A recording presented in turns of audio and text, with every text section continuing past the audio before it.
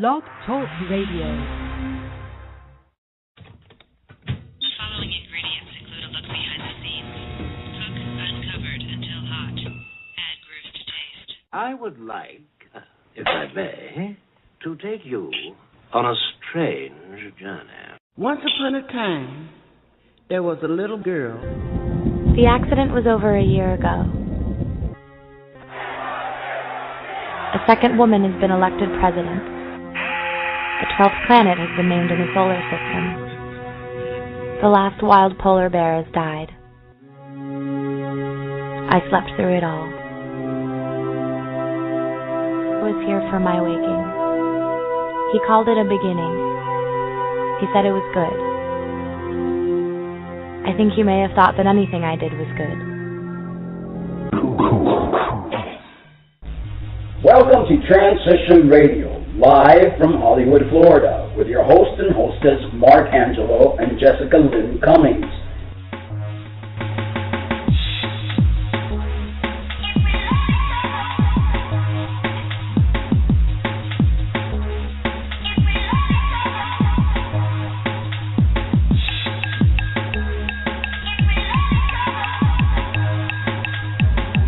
Show for trans folks, by trans folks, here to let your voice be heard.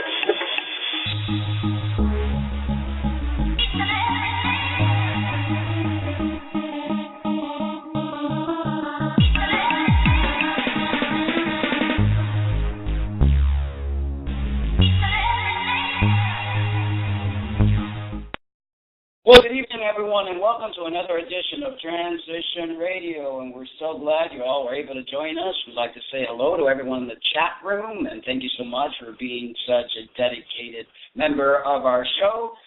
Tonight we have a very special guest and also a special announcement that I want to make at the end of the show. I also want to remind everyone that the show is live for 30 minutes, but at the end it goes into a recorded version, so we could continue on for a little bit more. It's just the live listeners won't be able to listen to it, but then you could catch the show in its entirety later on demand, either on our website, I put it on YouTube with a slideshow, or you could go back to Blog Talk Radio and show on demand.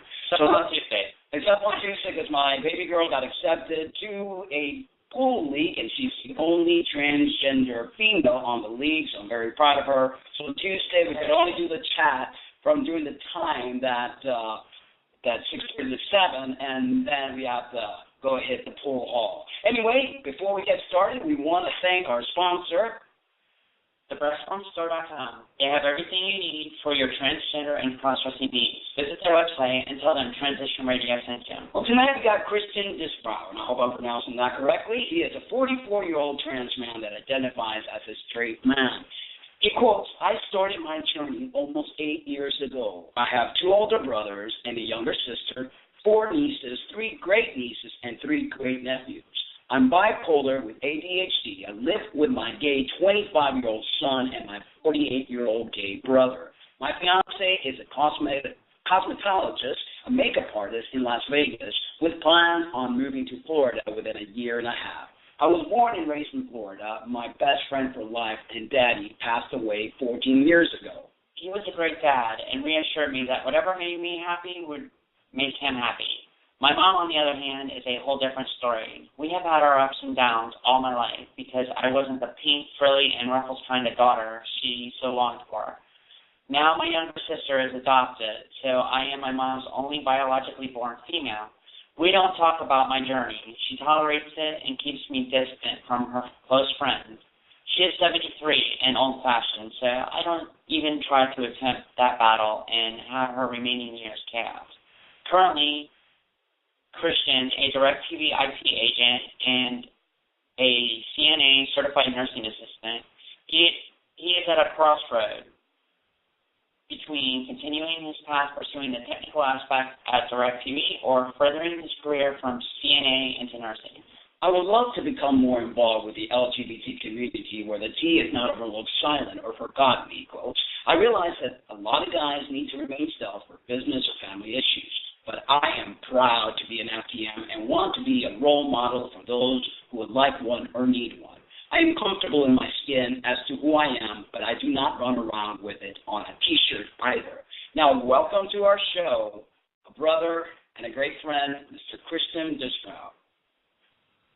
Thank you. I feel honored to be a part of such a very well-established radio talk show. It's an honor to have you. Yes, it is. So And what's the I'm weather really- like in your I'm sorry? What's the weather like in your area? Oh, yesterday was shorts and T-shirts, and now it's I'm wearing a jacket and jeans. Yeah, it's crazy how the weather is fluctuating this That's Florida for you. It's been raining here all day. It's like, wait a minute, and the weather will change. Yeah. Exactly. And they got the nerve to call me bipolar. I think the planet's taking on the characteristics, or we're taking the characteristics of the planet. Yeah, the planet is bipolar. Right. Who's not bipolar these days? I think we're all kind of are. I think so, too. So, Christian, what are the most important, valuable lessons you believe being born outside of what people consider normal have been? I think we as transgendered, transsexuals, I think we're born with the same challenges that everybody else is born with. I think it's the way that we handle it and the way we handle ourselves. Valuable lessons that come into my mind would be my inner strength, my determination, and then being true to oneself. Those would be the three biggest ones to me that stand out. And do you believe that there is a reason why we're this way? I mean, do you have your the reason that I was born this way? I would say it's a challenge. You know, people are born with challenges. Some are born with cleft palates. Some are born with missing a limb. Mental challenges. I see that on a daily basis because my mom works for a mentally challenged company where they have mentally challenged residents, and they age mentally from newborn to about 3 or 4 years of age, but yet in age-wise, they're as old as 73, 74 years old. I don't think it's any different. It's a challenge. People say you were born in the wrong body. No, I don't feel that way. I don't feel I was born in the wrong body. I feel I was born with a challenge, and it's how I deal with that challenge that makes me who I am. And I truly believe that challenge is there to help us grow spiritually. I'm not religious, but I always like to plug in the spiritual aspect of life because there's deeper meanings to why we are who we are. And I believe as you are your mother's greatest gift to help her see things in her spiritual growth, I believe all of us that are in the LGBTQRSTUV community are here to really help humanity grow and to see things that to love is to love unconditionally. To love what's perfect is easy. That's true. And I ask everybody. Go ahead. I said that's very true. It's people think that being born this way, we chose this way. No, I don't feel that we were chose this way. You had asked or mentioned something about what I felt about the neurological bathing, the hormonal bathing in utero for a child that is born with bipolar, or one that is born with trans dysphoria, or being transgendered, or being transsexual. It's all in the same ballpark because it all boils down to is it's a chemical imbalance in the brain. Yeah. It's not something that that's the road I want to take. That one's got so many obstacles. You've got people out in society that don't like us, that don't understand us, and don't want to understand us. But yet, you think that's the journey I want for my child or for myself?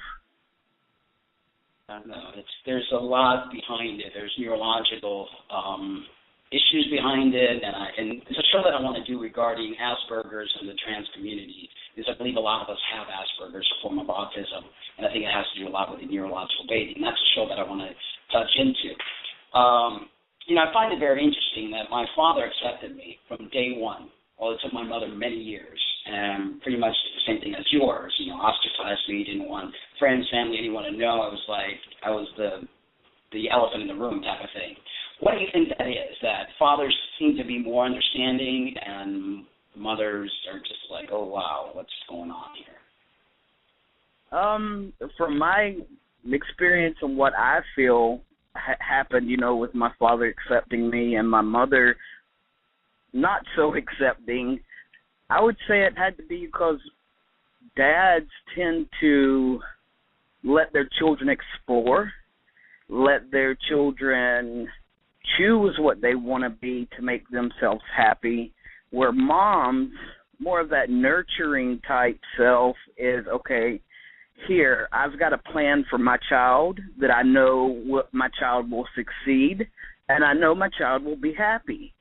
Not taking into consideration that might not be your child's dreams, but the mom's dreams. And when the child does not fulfill that mom's dream, that's when she starts to ostracize the child and kind of step back and be like, okay, what did I do wrong?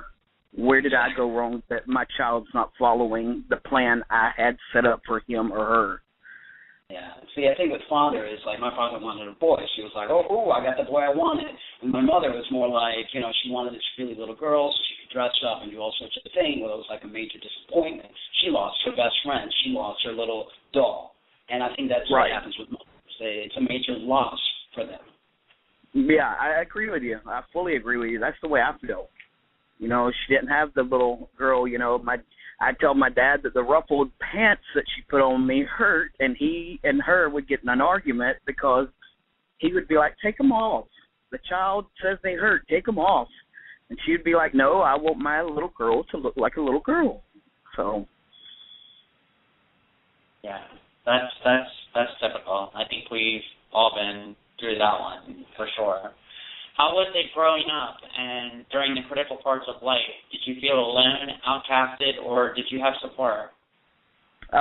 Growing up, I didn't have any support whatsoever. I give props to my mom and my dad. They both worked. My dad worked night shift, so he slept all day. My mom worked all day, and most of the time was out of town because she owned 7 nursing homes when I was growing up, and they were scattered from here to Miami. So she was gone a lot during the week, so my grandparents actually took care of me and my brothers.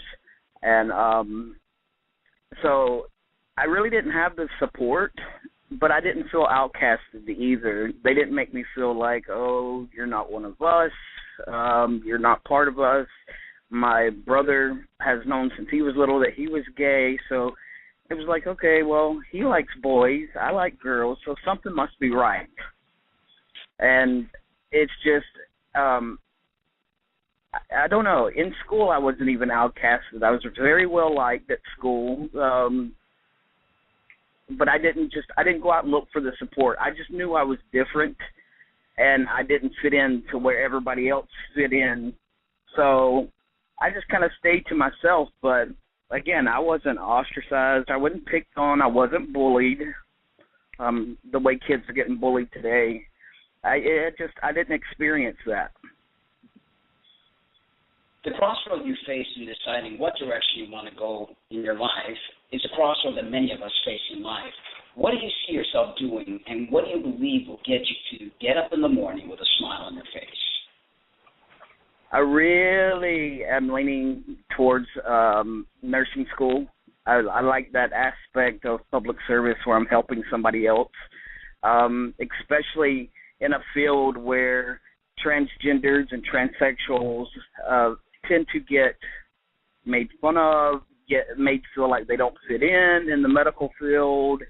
Like you're scared to go to the doctor because you don't want to be made fun of. You don't want them to make smart remarks. You don't want them to keep calling you a her when you're definitely a him.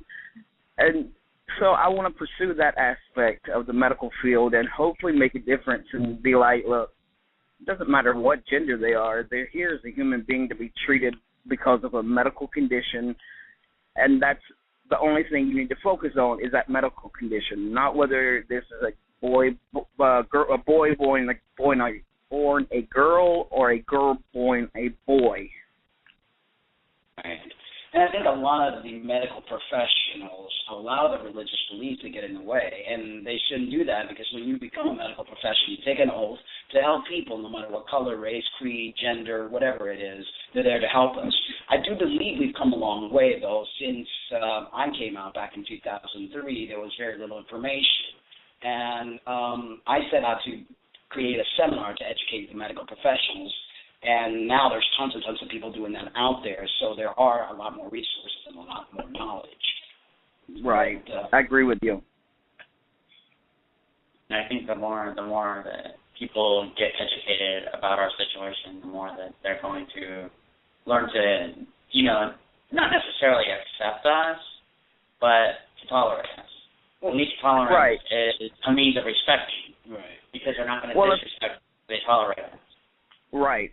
But if they're educated and they are taught about the LBTG community, as long as they're taught, then they can't say they're ignorant to the subject or they didn't know. Because once you are taught something and educated on something, you can't throw up the ignorance flag and say, I didn't know that. Even though he was born a girl, he doesn't like to be called she. Okay, you were educated on it. You've been through this. Yes, you did know. And that's where the discrimination falls in because they were educated, they did learn about it, and they're choosing not to do the right thing. And I believe a lot of that is through their programming and their religious beliefs, that they just see it as wrong or bad, and they just refuse to conform or to do the program. Exactly. I agree with you. It's they're choosing. I got a tough one for you. Okay. What has been the most difficult part of your transition, and what was the easiest? The most difficult, I would say, is dealing with my mom. It's the woman that gave birth to me. And I know this falls for adopted children as well, but it's like almost if the woman that gave me life can't accept me, how can I expect the world to accept me? So that's my biggest, or my most difficult part of my transitioning, is trying to get over that, is trying to get over mom's acceptance or mom's tolerance to my transitioning. Because if the woman that gave birth to you, gave you life, doesn't love you, or I'm not going to say doesn't love me. She loves me because she wouldn't do the things she does for me, but doesn't fully accept what I feel is my happiness, my calling, who I'm supposed to be. If she doesn't accept it, how can I expect anybody else to accept it? And I think it's rough. And people say, well, why don't you just walk away from your mom? I can't. That's my mom. Not going to happen. So the easiest I'm going to say is part of my transitioning is fitting in. Some guys and gals, they quite don't blend in with what society views as the norm. Some of the male to females have to have their Adam's apple shaved, and some have bigger hands. And again, it's all on the way people view us and look at us. But that would be the easiest thing for me. Is I'm blessed. I look like a guy before I was a guy in society's eyes. I had I'm not gonna lie, I had a big chest, but I still got called he. Maybe they thought I had man boobs. I don't know, but I was called he more than I was called she, even before I started transitioning. So I think that would be my easiest part, that I don't have to worry about it being, what some guys are stealth about their being FTM, and I understand. The society's not a nice. They don't play nice in the playground. Let's put it that way. Yeah, but I believe the more stealth people are, the more they're damaging and hurting the whole concept. Because number one, male to female that goes stealth and eventually get found out have been murdered and hurt because we're lying to people. My thought is we are trans people. We will never actually be considered, and this is my opinion, fully male or fully female. We are gender individuals that have been, to me, blessed to have lived both lives. And we've had, you said you looked like a guy before you even transitioned. You had a lot of androgen, and your body took on a lot of the male characteristics already. So it is biological in nature, and I believe we're here for a specific reason.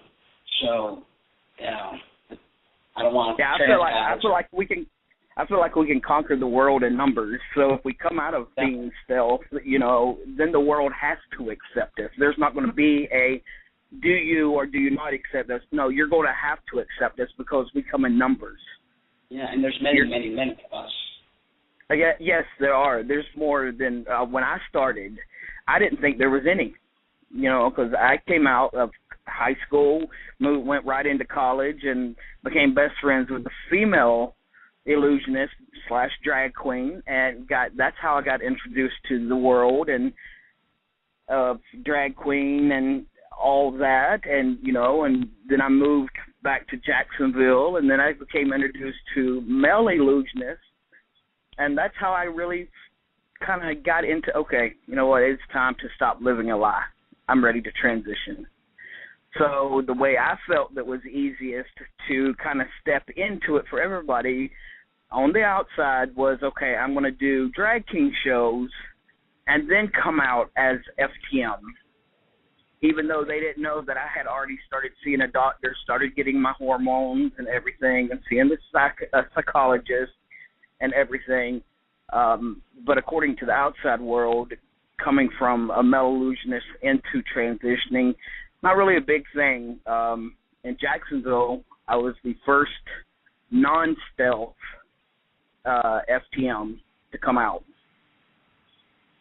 So I became a novelty. Everybody knew me. Everybody wanted to know me, had questions, and I've been on a couple FTM transgendered panels.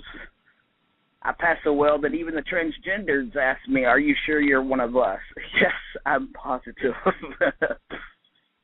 And it's people that go stealth have to realize if everyone, the pioneers, when I transitioned, if I would have gone stealth, I wouldn't have been on all the shows that I did as Laura Popery, Jonathan Williams, so on and so forth, to help educate people. And I've really helped a lot of people, and I'm glad I didn't go stealth. If we all went stealth, we'd be in trouble.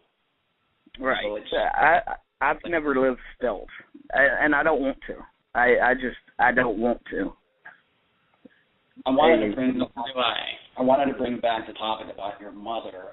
If it's any consolation, my mother now finally calls me by my male name, and it's more accepting. I think once they grow inside and they realize that it's not their fault, because I think it's something they feel guilty. What did they do wrong?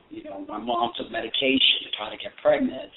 My sister's gay, and, so she kind of blamed herself, and that anger and that non-acceptance of self made her not accept me. I think once they evolve with that and they understand and they come around. So. Yeah, my mother still to this day, if she calls me by my birth name. She'll call me he every once in a while, and I try not to do the little happy dance in front of her because I don't want to make her go, okay, be more conscious of, okay, got to call him or her, got to call him or her, got to call him or her. So I kind of hold back on the little happy dance and everything. I was kind of one of the lucky ones, too, where when I first started transitioning, I had a family take me in Jacksonville, and, one of the girls became my best friend, Jade, and her mom had 2 girls, didn't have any sons, so she took me in, and that was my ma. That's the one I went to. It's always Ma. And I'm still close with them to this day. Especially when my mother acts up, I'll call Ma. It's like, I don't understand why is she doing this to me. And my ma calm me down. And, it's like I said in my little bio, my mom's 73. She'll be 74 this year. And it's like, do I really want to cause her last years here on Earth? Chaos. Is it really worth the battle? I don't know. I guess something happened here, folks. We lost connection. Chris, call back in. I don't know what happened. Let me see here if we could get him to call back in.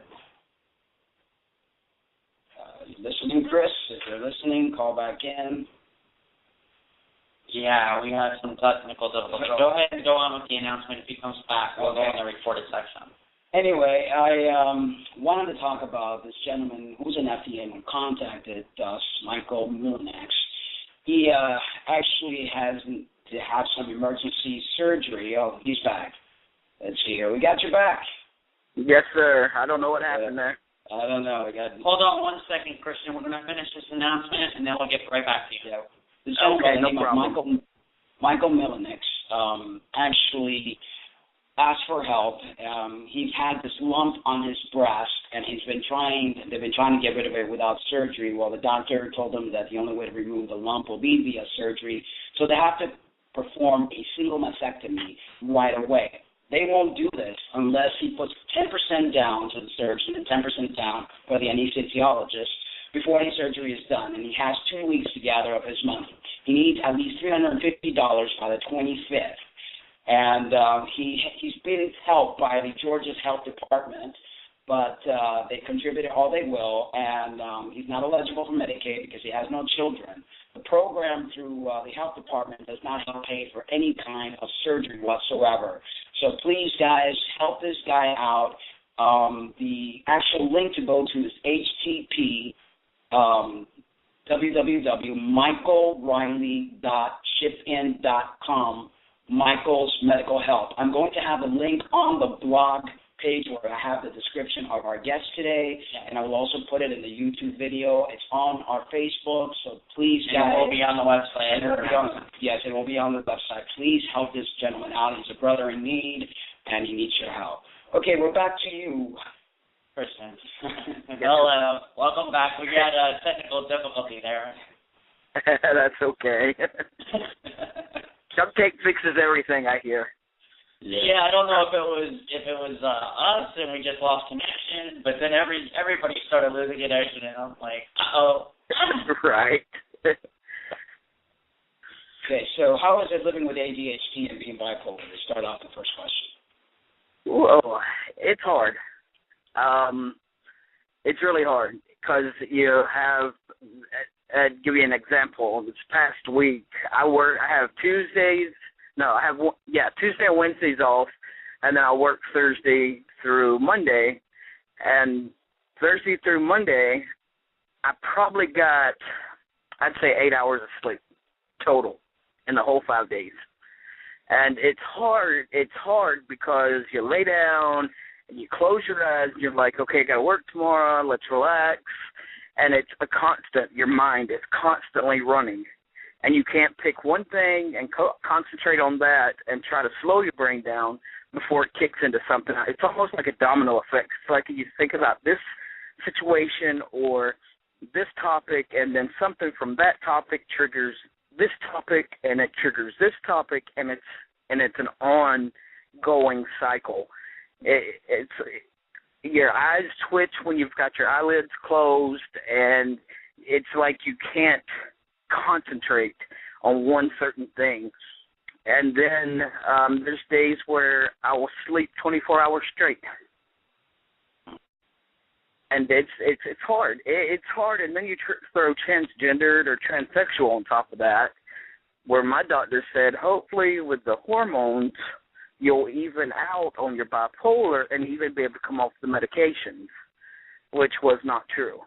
It's pretty much my bipolar has stayed just as strong as my being transsexual. We're going to go off live, and it's going to go on recording. Just let the listeners know to get the rest of the interview, go back on demand, and you'll be able to listen to the remainder of it. Yeah, I think actually testosterone, Christian, makes it worse. I think because, I don't know about you, but when you inject, it's almost like I feel like my heart rate gets faster. I feel like the anxiety level goes up. I was off of T several times in my transition, and when I was off for that time, I felt my heart rate was down. I felt more mellow. And I think that testosterone can affect a lot of these bipolar and the attention deficit and the anxiety conditions. I think it actually doesn't do it any justice. But that's right. I agree with you. I have the same. When I'm off, when I go long, I'm supposed to take my T shot every 14 days, but I'll go 3 weeks, depending on how my body feels. And because I've been doing this for 8 years, so it's kind of like, okay, I know my body. I know how long I can extend it till before I start feeling the menses cramping and, the female part aspect of it. I know how far I can push it. But when I take that shot, and it's like you said, the heart races, my anxiety tends to be a little bit higher than before, like I'm on edge. A little edgy, but I'm nothing like what they portrayed us in the L Word, where I can't even think of the one's name on the L Word, but where she went off the edge and had major mood swings and became violent and stuff like that. I never experienced any of that, becoming violent and very dominant and cavemanish, got to put my foot down on the woman and go, ooh, mine, I never went through that. And that's what some of the guys will hit me up on Facebook, what was tea like when you first started? And this is my girlfriend's scared of this, and, and it's like, oh, this is what I went through. You need to do a little research. And another thing I teach to the younger guys is just be aware, if you've got a girlfriend now, you might not have one after you start transitioning, because A, they're either set in the mindset that they're in a lesbian relationship and they don't want to be with a guy. They want to be with a girl. So you need to be aware that it's going to change family and friends and relationships when you start this journey. Mm-hmm. So T causes mood swings too. Not so much that it causes mood swings. I think it all depends on the individual. It's individual specific.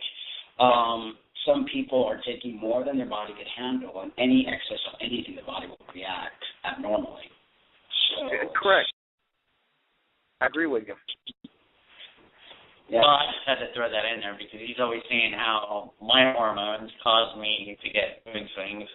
I was going to go, I'm out here. Do you disagree? Yes, I disagree very, very strongly. Oh, my. PMS? PMS 24/7. Not that bad, but when... Well, the cool thing about an FTM and an MTF being together is the fact that the seat's never left up. There's no pee on the seat. So, we're all good. Yeah. Don't use Packers, and to me it's so unnatural to have something that's not there. It's like, I have what I have, what the hormone has given me, happy with my body, and I'm grateful, to be where I am, and I'm grateful for your body, too. That's good. Yeah, I get that question a lot, too. Well, you having your lower surgery? I'm happy where I'm at right now, and I don't feel I need to take it any further. The lower surgery doesn't make a man, or doesn't make a man. If somebody's after you for that particular part and how big you are, then it's not going to work anyway. Yeah, and that's all, the whole egotistical mindset of society, that you measure a man by the size of his penis, you measure a man by the size of his heart. That, to me, is, how you measure a man. Exactly. And to get a frank-kid vagina and a frank-kid penis is not, it doesn't work, it's not natural, and it causes a lot of complication that I personally don't want to have to go through, and I'm happy. Right. I agree with you. Well, I guess that we're going to call it quits. Thank you so much for being part of the show, and sorry for that little technical. I don't know what happened. Blog Talk Radio sometimes has a mind of its own. It does. The calls went through, but very important information. We've enjoyed the interview and having your voice be heard and being part of the Transition Radio. I do appreciate it. It was definitely a privilege. Thank you so much. We will have the show up on the site here shortly, and the site's under construction again. We are renovating it and giving it kind of a facelift, so it's going to be a little easier to use. Yeah, I'll have your stuff on YouTube, and I'll send you the link so you get to watch. All right, thank you. Show. Okay. Thank you. All right, thanks. All right. Thank you. All right. Thanks, Kristen. You have a great night. Thanks everybody for joining in. Thank you. Thanks all of you on the chat room that have been chatting away, and we appreciate you, love you very much, but always remember to love yourselves too. And I'm ending the show with another one of my originals called Free Me from my Enslaved album.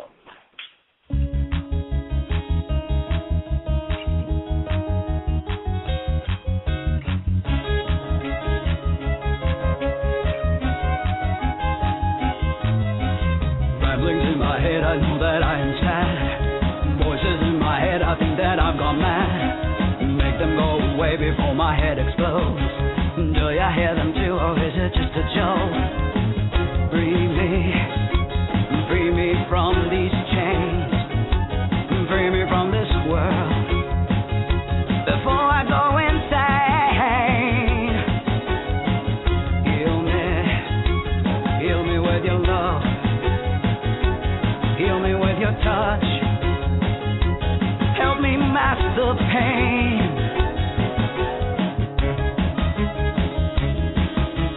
Don't you run away like others have before. I will be alright, just give me time, that's all. Look, this little pill can help me mask the pain. Give me just some time and I will be all sane. Don't you worry now, I'll be alright real soon. Once the darkness falls and gets rid of the moon. Free me from these chains. Free me from this world before I go insane. Heal me with your love. Heal me with your touch. Make me whole again. I will be real good, I promise you the world. You will be so loved like never have before. Give you all the gifts and things you want in life. Just hold on a bit and I will be alright. Free me from these chains. Free me from this world before I go insane. Heal me with your love.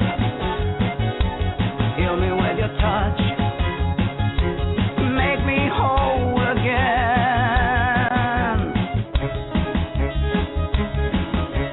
It's this peace inside that's carrying you, my girl. Don't you worry now, we'll keep them locked indoors. Throw away the key so he can't hurt no one. He cannot be tamed unless he knows he's low. Free me from this change. Free me from this world before I go insane. Heal me with your love. Heal me with your touch. Help me mask the pain. I bet you all had some kind of trouble. Life has put you hard. There were times you didn't think you were gonna make it, but God pulled you out. So many years behind these cold steel bars, I've made a mess of you. Not being loved or being well accepted has gone